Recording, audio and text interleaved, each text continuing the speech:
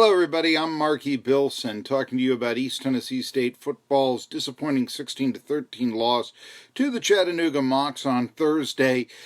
Many Buccaneers fans are criticizing Randy Sanders for not attempting a 29-yard field goal to begin the fourth quarter that would have put the Bucs on top 16-13, and that's understandable. But I want you to understand Sanders' logic. Look, he's got one of the better running games in the entire Southern Conference. It's 4th and 2. Ought to be able to pick that up. If he does, then yes, the touchdown that can seal the game away can be had. If he doesn't, then he's got field position. Chattanooga's got to go 88 yards for a score, and they have to go 88 yards for a score because their kicker, Victor Olmo, has missed every single kick he has attempted, save for one extra point in the ball game. So the idea is, I've got the best defense in the Southern Conference. All right, let me go 88 yards, see what I can do here. Let them go 88 yards, see what they can do here. Of course, it didn't work out. One big question, why did they throw on 4th and 2? A lot of questions. Why is Randy Sanders sticking with Trey Mitchell, the freshman quarterback, when now Cam Lewis has transferred because he's not getting a shot after he played the entire blue-gold game? Why is Chase Thrasher, the transfer, in from Coastal Carolina, starter against Appalachian State, yes, was hurt, but supposedly the reports are he could be back. He was listed as number 2 on the depth chart. Why isn't he back? Mitchell simply isn't getting the job done. Neither are the ETSU wide receivers. Anthony Spagnoletti, for instance, had 1 catch, 7 yards. This was supposed to be the leading receiver returning for ETSU this year. But against Chattanooga, 4 targets, only 1 catch for 7 yards.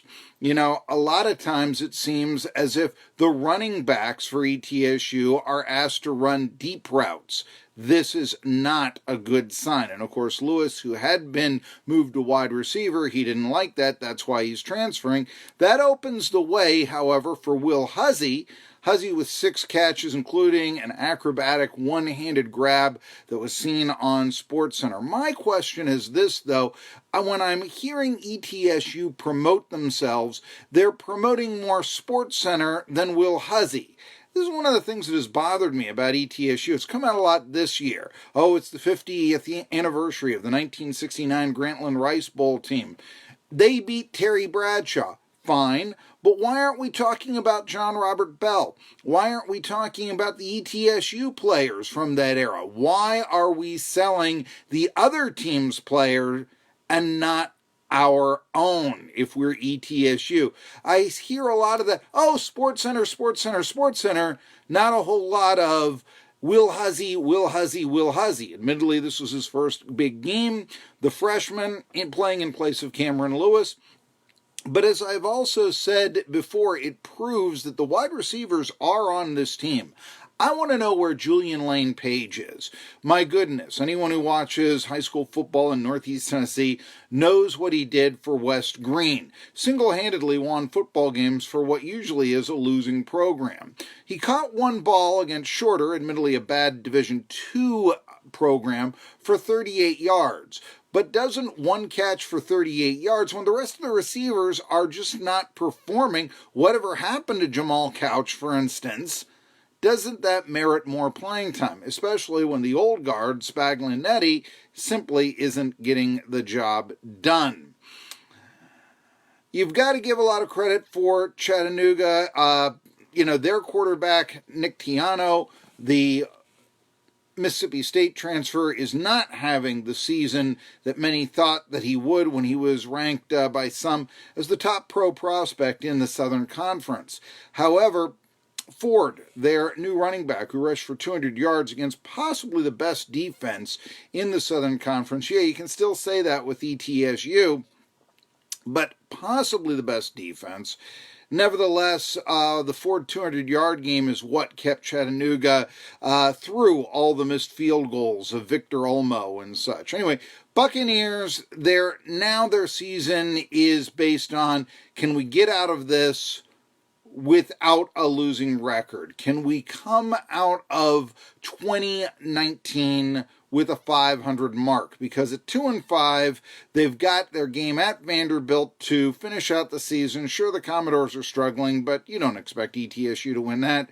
So that's the 6th loss. Next up is Samford with 9 days of preparation down in Alabama.